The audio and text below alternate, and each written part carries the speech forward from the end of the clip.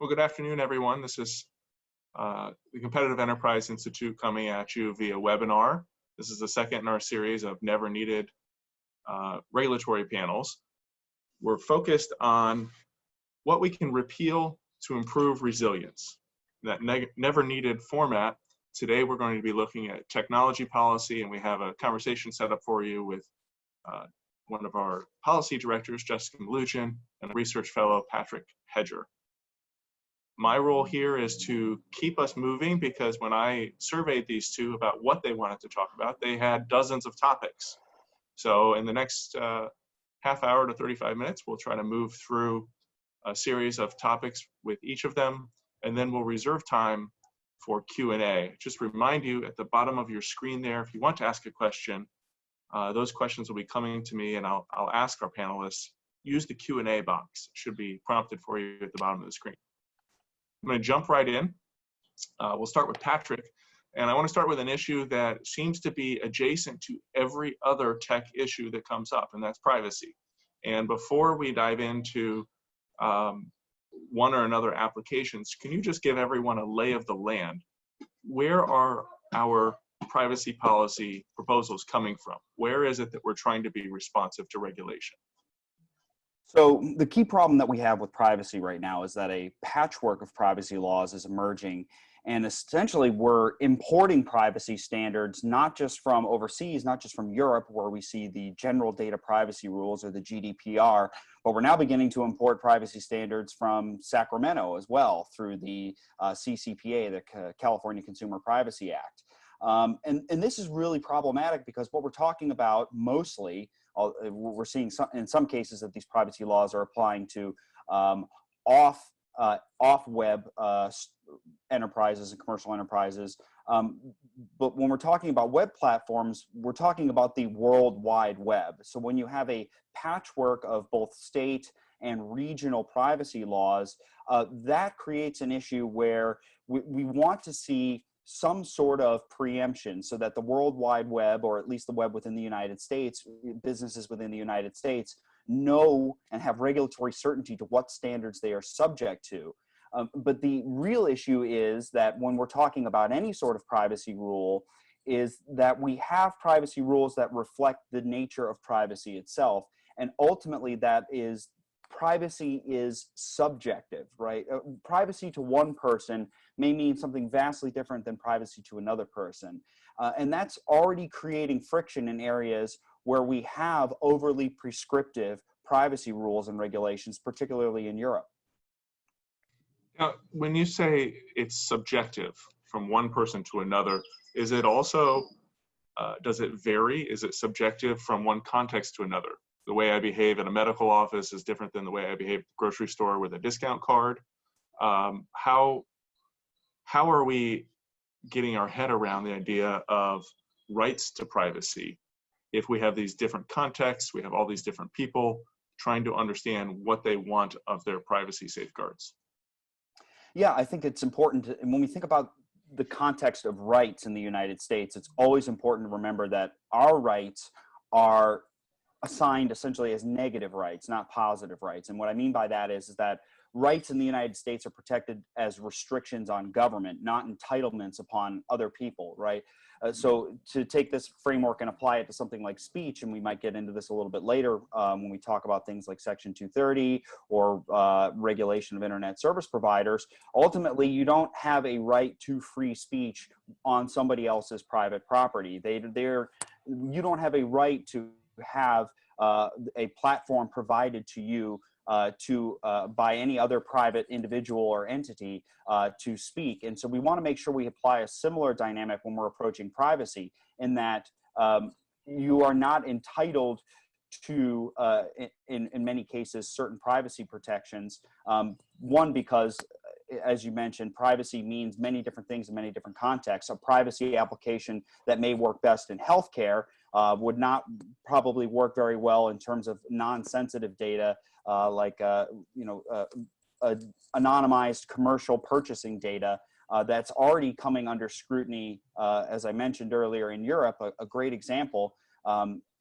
as this crisis was emerging and people were being put into these lockdowns in France, a bunch of grocers were getting together and wanting to engage in home delivery using the consumer data that they already had.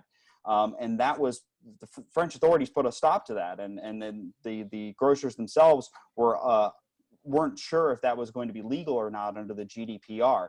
And so we're finding services that some may find valuable, or many may find valuable, being blocked by overly prescriptive, rigid privacy standards that may not apply in all cases or to all people. Some people may prefer, and many people already do prefer, to scan that little consumer card at any grocery store, your loyalty card. That data comes under a lot of privacy protection laws, and yet many people choose to give away the data of the things that they're purchasing in order to get the discounts because they value the discounts more. So we want to make sure that when we take any sort of approach to privacy, that we allow for that kind of experimentation, and we allow for ultimately for people to make their own value judgments about what data of theirs is sensitive to them or not. I just want to back up and see if I can generalize before we move to Jessica. Particularly with the French example, but we can see this cropping up with delivery and takeout and all sorts of online provision of services today as people are at home, out of the workplace or out of the typical workplace. The rigid structures that were designed or offered to the public as providing more protection. In fact, the trade-off is a lack of variability, a lack of flexibility, and therefore as a society, not just in individual industry sectors, we're less resilient to big changes. Is that fair, or am I putting words in your mouth? No, I think that's entirely fair, and it also gets at an issue where you want to be able to encourage that experimentation. Right now, because in the United States we don't have, apart from in California, but again, what's funny about the CCPA is that even the Attorney General of California is not exactly sure what all of that says, and has already said that they're not going to be enforcing that until later on this year, until they figure out what's actually in the CCPA. But largely in America, we still have a permissionless innovation structure, and that is really making us more resilient, and it's also encouraging tech platforms and other innovative companies to look into different ways to provide goods and services in this crisis. And I think a great example is the current Apple-Google partnership to try and see if there's a way to use smartphones to do what once would take an army of healthcare professionals to do, which is a very critical thing to do during a pandemic, which is contact tracing and testing. Let's hold that. That's a topic unto itself. But I want to come back to an idea that you raised and kick off, Jessica, here with competition policy and antitrust, because Patrick mentioned the importance, or the value of companies being able to innovate and offer services without seeking permission first.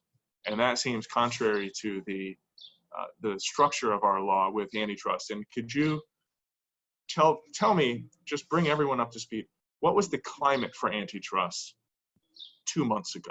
Where were we kind of on day zero of all of this new economic world? Yeah, so with antitrust and big tech, I'm sure everyone's heard and read a lot about Google under investigation at the DOJ, Facebook at the FTC, both Amazon and Apple also subject to federal investigations at those agencies. The state attorney generals very active on this, different states taking different roles, but also pursuing things. And of course, there's an investigation by the House Antitrust Committee that's been ongoing. So it's been a very aggressive stance on antitrust lately. None of those claims, by the way, have much to do with the actual standard for US antitrust law, which is customer harm, which you'd have a really hard time finding from any of those firms. But it's this sort of new idea of expanding antitrust into privacy issues, data issues, which Patrick touched on some of those. And it's really a big shift in law. that they're trying to sort of get through the judiciary process without directly voting on it in Congress, which there are some proposals for that as well. So all that's going on, and then this crisis hits. And it becomes even more apparent to any American who's paying attention that these big tech firms have been invaluable through this. Amazon is bringing things to your home that normally you would perhaps have to risk health and safety to go get. Apple is providing apps in its app store that are helping small businesses adjust and change and try to find a way to stay afloat. Think about a restaurant where you can order through their app and pick up at curbside. You know, it's different place to place, but those kinds of ideas. Google's providing an enormous amount of information to official health sources so that people can empower themselves to learn what's going on and have the latest and best information. Facebook is keeping people in touch. It's also helping small businesses survive. And this is just their products and services. We're not talking about some of the huge amounts of money these companies have donated or volunteered for small business loans, in Facebook's case, donated to the cause, in Google's case, on and on and on. So one might assume that all this goodwill would cause regulators and legislators to think twice about breaking up these companies, hobbling these companies so they can't adjust to your permission to innovate point. You know, it behooves all of US consumers to have these companies be as nimble as possible.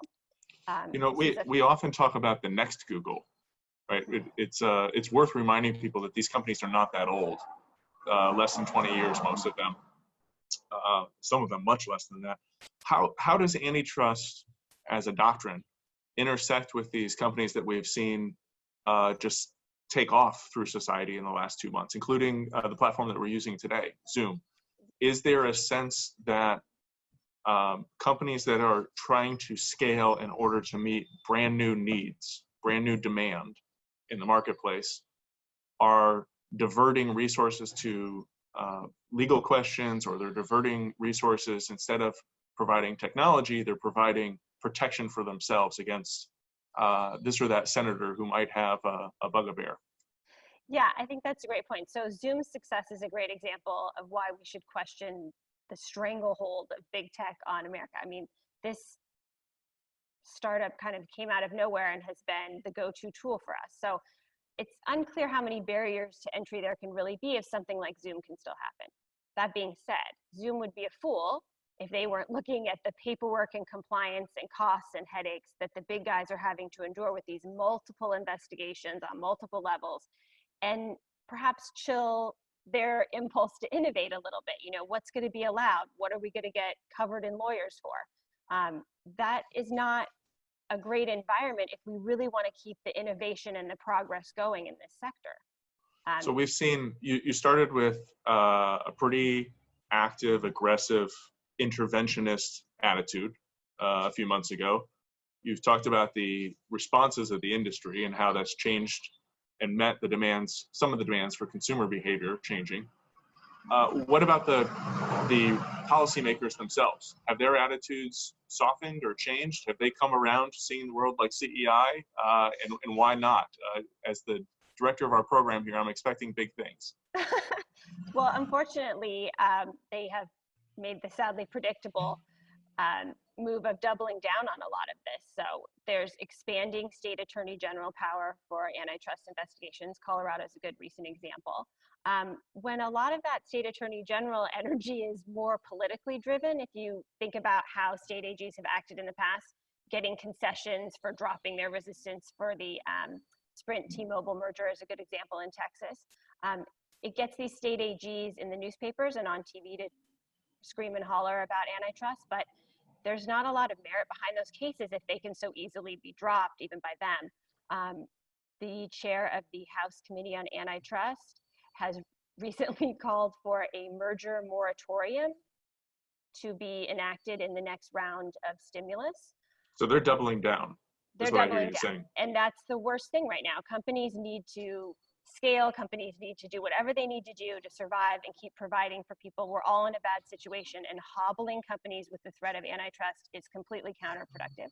This morning, Senator Josh Hawley, sent a letter to the DOJ asking them to open a criminal investigation into Amazon, accusing them of using information gathered from their third-party sellers on their platform to advantage their own in-house brand. Now, again, this brings us back to consumer benefit. That is, first of all, against Amazon's internal policy to do that. They have launched an investigation to see if that's happened or not. But I would say from the outside, even if that was happening, who benefits from that? Who was hurt? Customers benefit from that. Antitrust law in the US is not about protecting third-party sellers. It's about protecting the consumer. And when you try to serve more than one king, saying antitrust is going to protect all these different groups, at some point you have to pick who you're really protecting. You can only serve one master. And that's a problem for these companies, A, because there's worry and compliance on top of the need for them being so heightened during this crisis. And it also sets a really disturbing precedent for allowing companies to best serve their consumer, even at the expense of their competitors.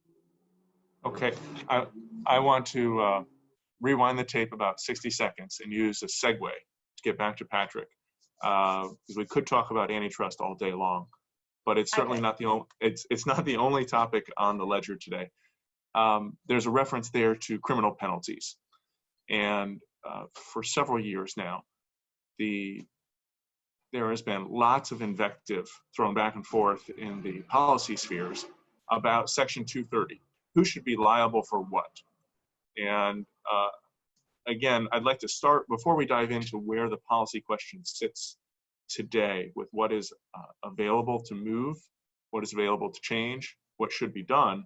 I'd like if you could just give us a lay of the land with this speech question, this fundamental question about property rights, speech in a free society, and how one narrow provision of a long forgotten Telecom Act has caused so much consternation in the last couple months. What is Section 230 all about?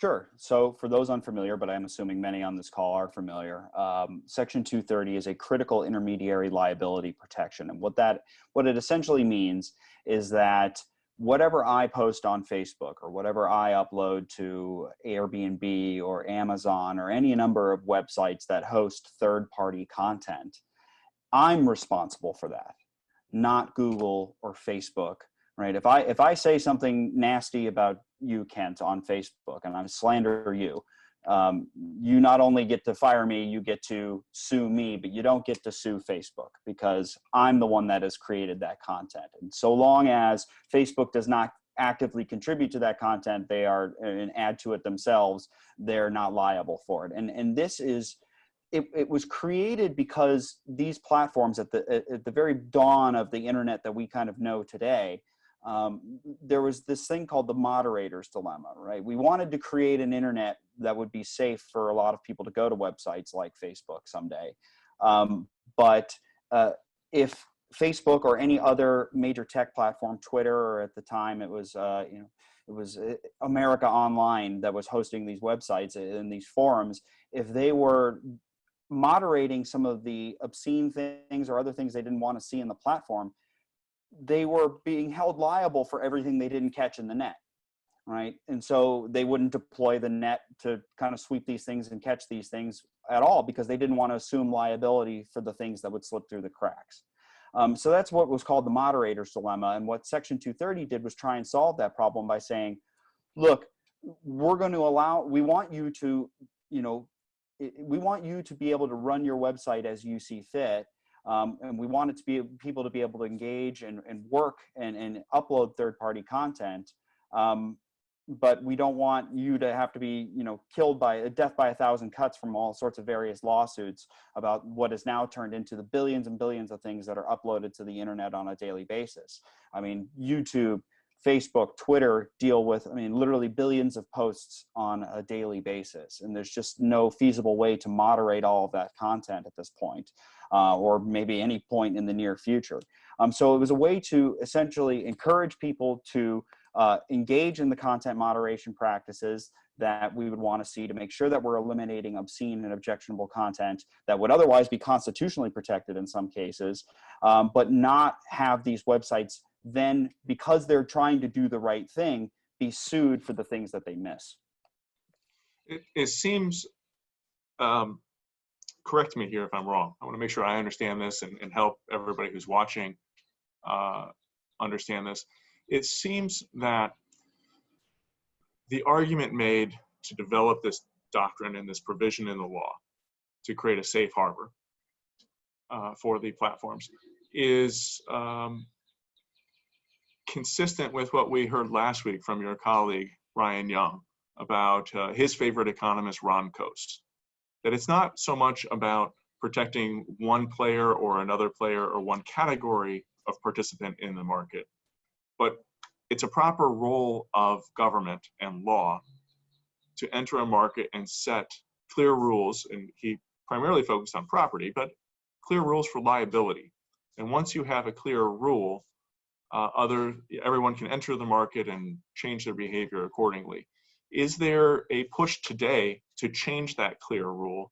And if so, how has that push been affected by the recent events with the pandemic? Are there, like antitrust, is there a doubling down effect? Is it gone quiet? Where are we today with that Section 230 push? Yeah, absolutely. I think that's an interesting question. Where I see the threat in terms of enhancing our resilience in the face of a crisis like this is again sort of the uncertainty. It's very similar to the issues that we see surrounding privacy, where a company, an investor may be hesitant to get into the space. As much value as there is to be created by a new service like a new Zoom or a new Facebook or Google or something like that, or something that offers a service that we can't even comprehend yet. Because they're unsure that a year from now or 5 years from now, they will enjoy the same intermediary liability protection that Section 230 offered the current platforms that we're utilizing. I mean, at this point, perhaps some of the larger tech platforms have the infrastructure to deal with a lot of the problems that would result from a weakening of Section 230. Perhaps. That's not guaranteed either. It's that critical to the internet that we know and love today. But certainly, the entrepreneur in their dorm room or in their garage does not have the infrastructure and the accountants and the lobbyists and the lawyers needed to deal with being held responsible for what could be millions or billions of posts to their nascent website. So okay, so you've just given me unwittingly the segue I was looking for, Patrick, and I'm gonna ask you to hold that next thought, because I want to talk for a moment about infrastructure, and this is something Jessica's written a lot about. She's tracked very closely the activity over at the Commission, the Federal Communications Commission, and that's net neutrality. So for going on 15 years now, we've been told that net neutrality regulation is absolutely necessary, and absent a very heavy interventionist hand by the government, the internet would break. 2 years ago, the commission moved to what I would call a very neutral position, which is to say, we're going to encourage investment and allow people to pursue contracts with the different providers and the providers with each other, not favoring edge providers or core networks. That net neutrality debate seems to have gone quiet in the last month. It seems to be that people are not any longer proclaiming the end of the internet or a broken internet, and yet the FCC seems as active as ever on their open internet initiative. Can you tell me what's going on with net neutrality? This has been the bane of my policy career, having worked on this going back to the Telecom Act. Well, I hate to bring up an emotionally traumatic subject for you, but this is a bit of good news through all of this, as I'm sure everyone is aware. A couple years ago, we went back to a very light regulatory touch from the FCC on these issues, and that has really made an amazing difference in the capital investment that companies have poured into these networks. And the fun thing about, if there's a fun thing about this pandemic, is that we've been able to see two different approaches play out and evaluate their results. Because when we look across the pond to Europe, we see they do have very strong, heavy-handed net neutrality regulations there.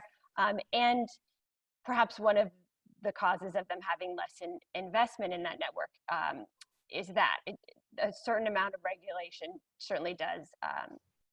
So we have a investment. natural experiment. We have We have a natural experiment.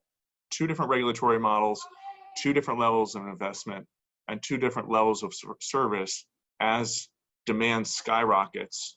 Right. As people are moving, clamping down on their activity, but moving what little activity they have left to interact with others online.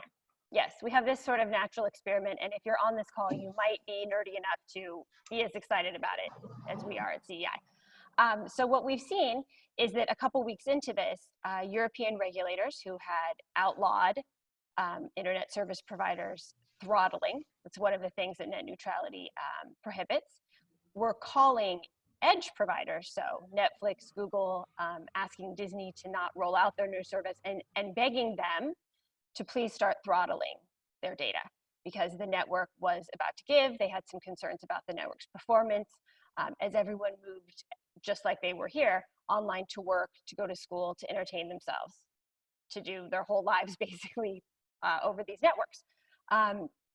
So the same regulators who had outlawed the process of throttling were calling edge providers and saying, please, could you help us out and throttle things down, slow things down. That would really help with network congestion. And these companies, for the record, did so happily. Within 24 hours, most of them had made those adjustments. Meanwhile, back home in the USA, our networks were performing beautifully. There was no need for that. A certain amount of network management seemed to be working fine for all of us. We had a lot more investment in those networks. That's a big part of it. Because we had taken this lighter regulatory approach. So I think the lesson is regulation deters investment. That doesn't serve anyone, especially in a crisis. And the other important opportunity that market fans could take right now is to get rid of the lingering net neutrality legislation that's pending on the Hill. So at some point before all this happened, the industry was ready to give away a few business practices to have the certainty of those net neutrality laws not flipping and flopping back and forth every time the administration changed. There's a certain value to certainty, understandable. But it would be great now that we've seen that even a potentially outlawed business practice like throttling could be really valuable. What's to say that there's not a similar situation that could happen for blocking or paid prioritization? I think we can all think, well, fast lanes might be really handy for remote surgeries in the future. We just don't know what's going to happen. So better to give innovators all the options they can have. This would be a great opportunity for people on the left or the right to say, we don't need those things to be outlawed. Let's pass a clean bill on the Hill that preempts state level net neutrality regulations. And then let's just leave it at that. We don't need to prohibit any business practices. None of those practices have been problematic since the law has been repealed against them. And we can see how they could benefit consumers. You know, us politicians, no one has a crystal ball. And why take tools out of the toolbox if one day we could really use that tool? That's what the throttling example has been in Europe. It seems to me a very visceral reminder that one of the attributes of regulatory interventions is that they tend to be rigid. They tend to be very difficult to change once in place for a variety of reasons, including once they're in place, people adapt their behavior and then have what are called reliance interests. They become reliant on the regulation and therefore they defend it, even though initially it might have been extremely costly or damaging to their interests.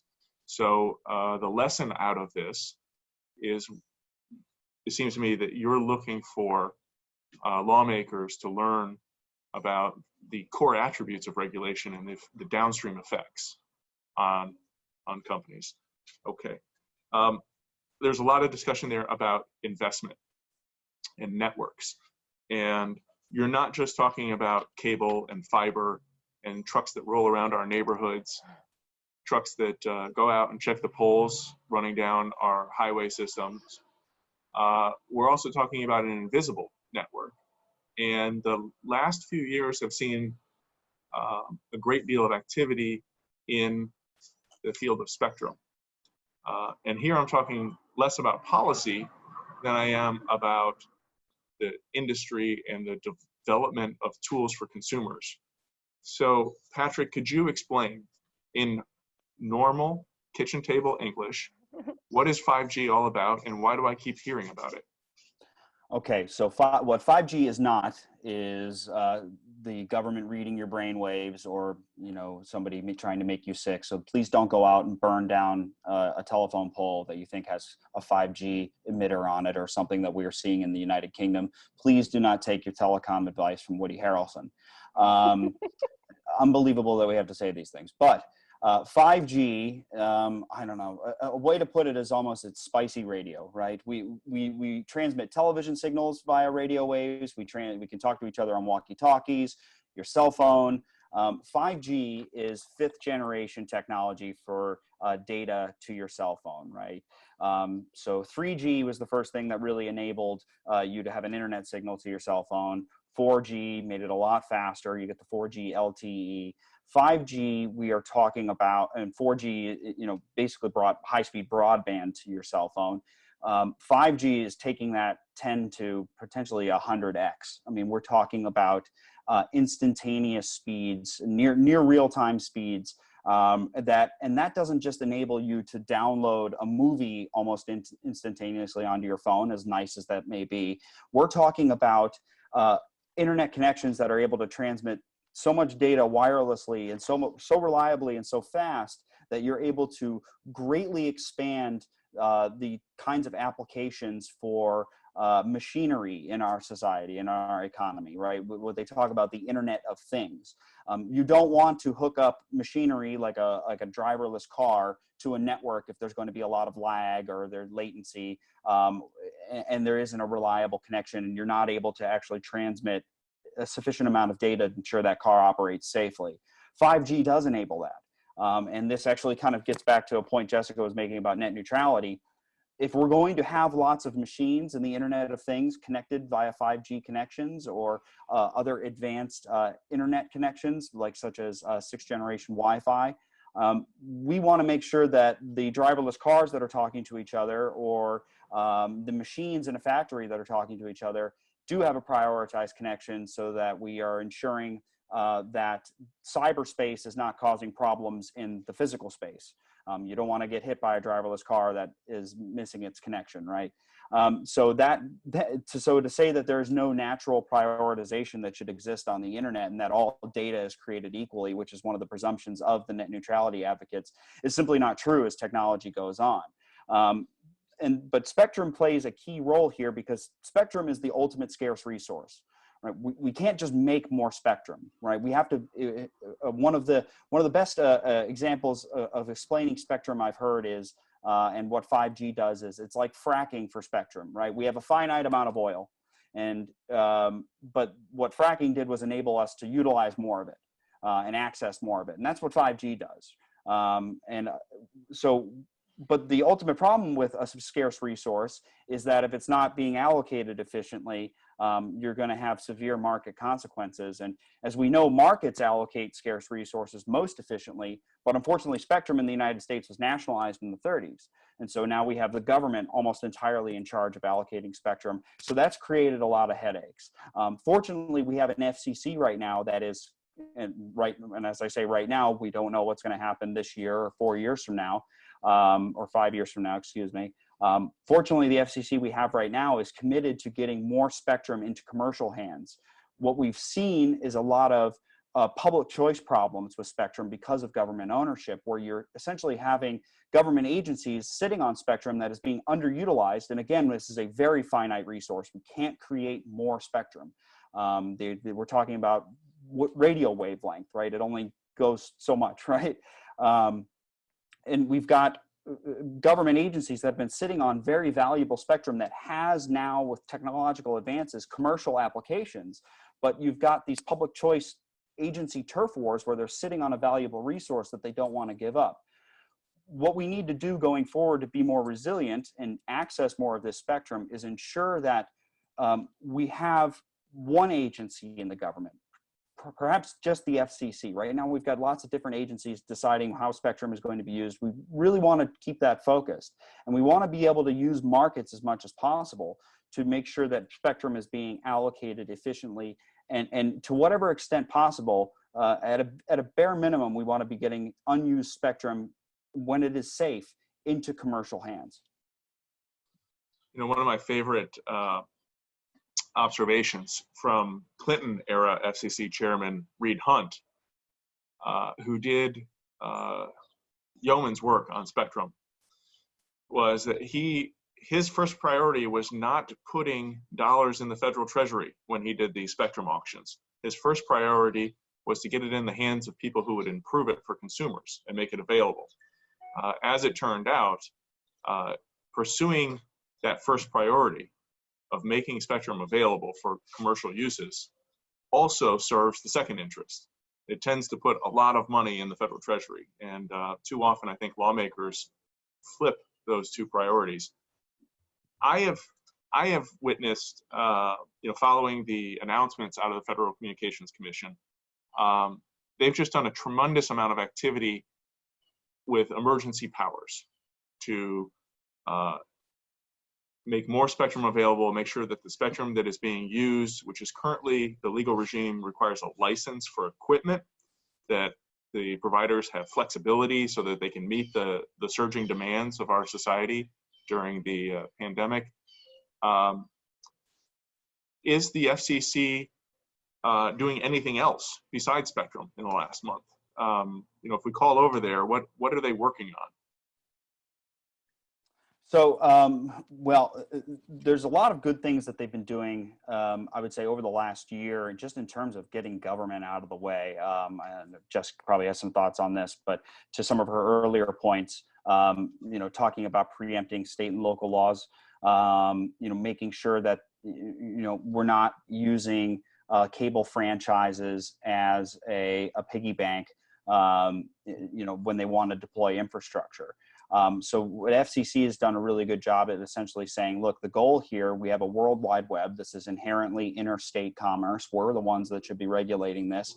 And we're going to be doing whatever we can to close what is known as the digital divide. That has been a huge focus here. And the digital divide is essentially, Americans that have access to high-speed internet and those who don't. And whatever that way seems to have captured the attention of lawmakers, right? So on Capitol Hill, we look at CARES Act or stimulus packages or spending bills or however we label them, putting money to work on infrastructure. Federal money spent on infrastructure seems to be the dominant theme, the through line. What else is happening, or what's that policy discussion right now, Jessica, about infrastructure spending? Well, I think this is another opportunity for cooler heads to prevail on the Hill. An enormous amount of government money is already spent on this issue. And we need to remember that distorts private investment. It has a negative and very much unintended consequence. I'm sure everyone's heart is in the right place. I'm a rural resident myself, and I understand the need to keep up with the world and have broadband firsthand. But I think what can be done without those distorting effects, and what can be done quickly and to benefit everyone, and ideally in a very technology neutral way. So not just helping 5G, not just helping fiber, but taking all of those advantages across the board and clearing away what the FCC chairman calls the regulatory underbrush. So some of that, like Patrick was saying, is federal preemption. If there's a topic that's more not within a state, I don't know what it is besides the internet. This is definitely a federal issue. So we could get rid of the threat of the state slowing things down that way. Pole attachment fees should be commensurate with the cost to local areas and states. You can't use these telecommunications companies as ATMs. That doesn't help the citizens that are voting for these people in these towns, and it doesn't help consumers. There should be a shot clock on the historical environmental reviews. If we make it so expensive and so difficult for these technologies to be deployed, they won't be, and certainly not as quickly. And I don't think that that serves consumers. You know, it's not complicated, but rather than making it impossible for private industry to do a good job with this while we throw money at the government efforts, let's hold off on spending more money in these stimulus bills on broadband deployment. And let's get rid of some of the obstacles in the way for private industry that irrefutably does a better job. To add really quickly to that, for the public money that's already being spent, something that the FCC has done recently with their Rural Digital Opportunity Fund is making sure that the public dollars that are already being allocated by law to building out networks are actually serving areas that are not served, because we don't want to introduce the government as a competitor in areas where there's already a private option. Because all that does is create, and this has been a common thread throughout what we've been talking about today on every single issue, all that does is create uncertainty. And uncertainty leads to a lack of investment. So if I'm a local franchise that's operating a broadband network, I'm going to be very hesitant to take on all of the regulatory issues, you know, doing the historical reviews, doing the permitting, insuring my trucks, all of these different things at different levels of regulation that we see on a state and local level in trying to lay cable, getting the rights of way access. I'm going to be very hesitant to do that if all of a sudden the federal government comes in and injects a bunch of money and is able to get through the process a lot quicker and is building a competing network. That's a waste of tax dollars when I'm already serving that area. And it's also going to drive me from the market, and it's going to cause me to be hesitant to invest in building out my network in future markets. So that's something we need to be very careful of.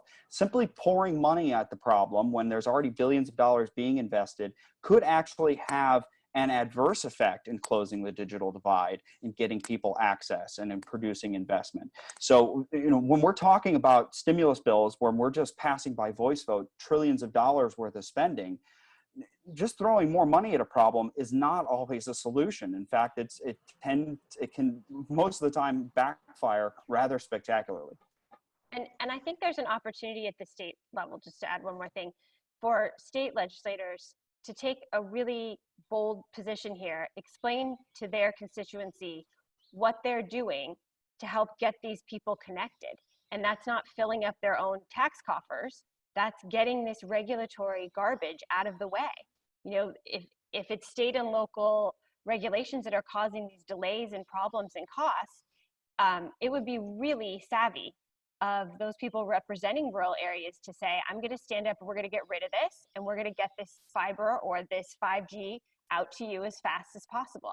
I think that if legislators understood this issue and had some ways to talk about it, that's a really good sell to people who really would be advantaged by this technology coming to their rural area. Okay, I do want to rewind. Near the top of the briefing here, we were talking about another issue, privacy, and a question came up about contact tracing. It seems to me that while inwardly we all know that we are not epidemiologists, I see expertise everywhere. Suddenly everyone knows how to prevent illness, how to shape the parameters for behavior and social situations, and they all have advice for lawmakers. And one element that comes through all of that is identifying people who are ill and at risk of transmitting a virus to another. And contact tracing has been used for decades to contain viruses before they become epidemics. What is the role for technology, and how would contact tracing work differently today than it has in the past? So one of the most streamed films since all this started, because apparently we're all masochists, is Contagion. Everybody it's a 2011 movie that's had a renaissance because it talks about a global pandemic, and it's one of the more realistic portrayals of a global pandemic. But in that film, I believe it's Kate Winslet's character plays a public health official that starts engaging in contact tracing. They think they've identified the patient zero, and she is tracking all of the steps of this patient and seeing who she came in contact with. As you can see from the film, and it's very realistic, it's good old-fashioned gumshoe, pound the pavement detective work. And that's just for an isolated number of cases. And in the film, Kate Winslet's character, the CDC official herself, ends up contracting the virus and succumbing to it. Multiply that times 1 million, and it's, or maybe. We did not promise no spoilers, so thank you for sorry, that, Patrick. no spoilers. I'm assuming everybody knows.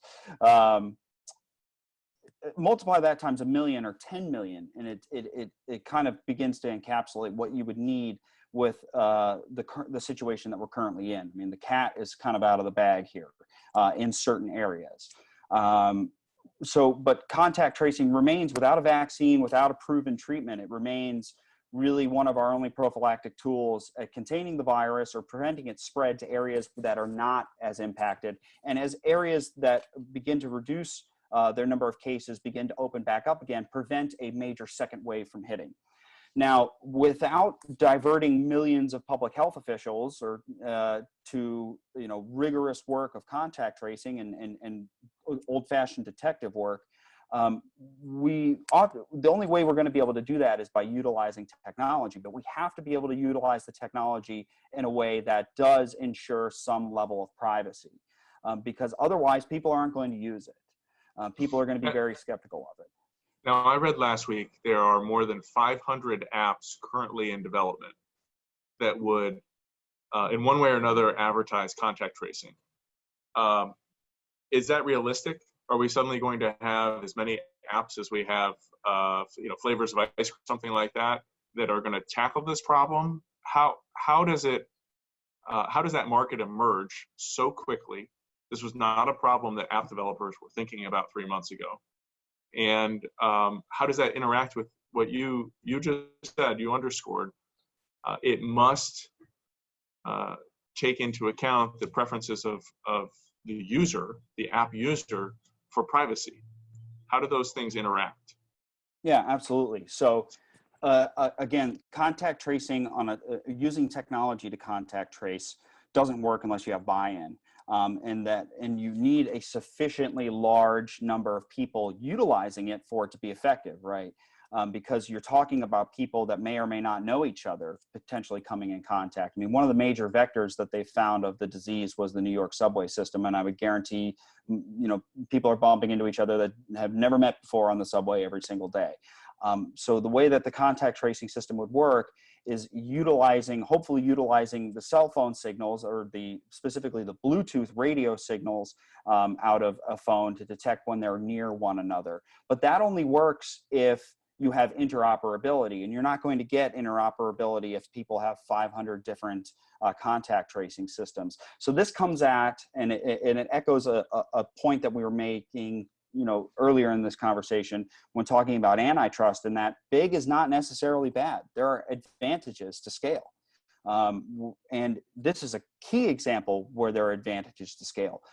We're going to look back and probably be very thankful that most people either have an iPhone or an Android, because right now Apple and Google are working on a system that operates, that is interoperable with one another, so that I'm not just finding out if I'm nearby somebody who is infected with the virus that also has an iPhone or also has an Android. It doesn't matter at that point. And I believe it's 70% of the market has either an iPhone or an Android operating system. So that's what's really important here. And it really underscores why we really ought to be careful before we, start pursuing antitrust or other regulatory measures that aren't based on the potential benefit to the consumer. Now, in terms of privacy, we also want to make sure that we're utilizing trusted brands. And, for all of the complaints that may be out there about big tech platforms, the numbers say otherwise, right? We all have iPhones, we all have Androids, we all utilize these tech platforms. People are voting every single day with their dollars and their clicks.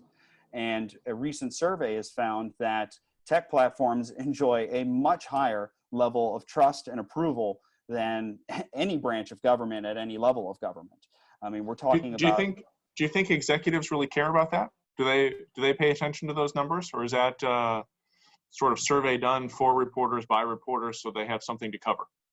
I think executives care about that tremendously because the cost of switching right now. I mean, if we wanted to do this conference on another video conferencing platform, it wouldn't cost us anything really at the margin to switch to do that. It's about having the best and most reliable and secure service. If I wanted to use a